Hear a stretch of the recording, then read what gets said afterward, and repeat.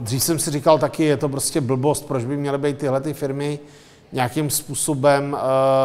vlastně naceněný tak rozdílně proti tomu zbytku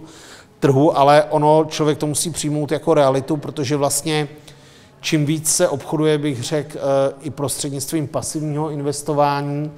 tak vlastně ty nástroje jsou sestavované podle skladby těch jednotlivých indexů a tím pádem do těch velkých firm zase přitýká co nejvíc peněz. Z tohohle pohledu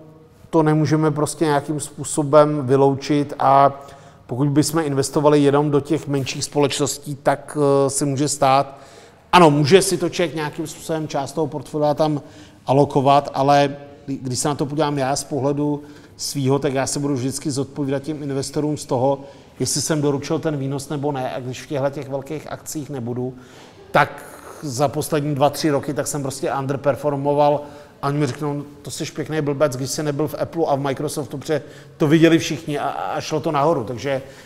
tohle je strašně složitý a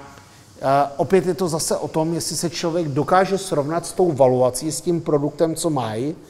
A z mýho pohledu třeba loni to byla Meta, kterou jsem měl a která mě přišla, že byla neadekvátně stlačená dolů.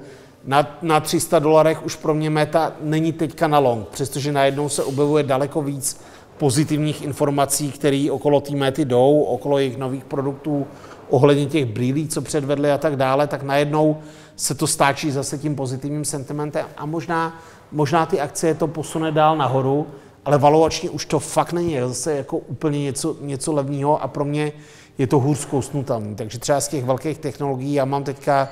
jenom vlastně akcie Microsoftu a malinko trochu jsme se vrátili do Apple.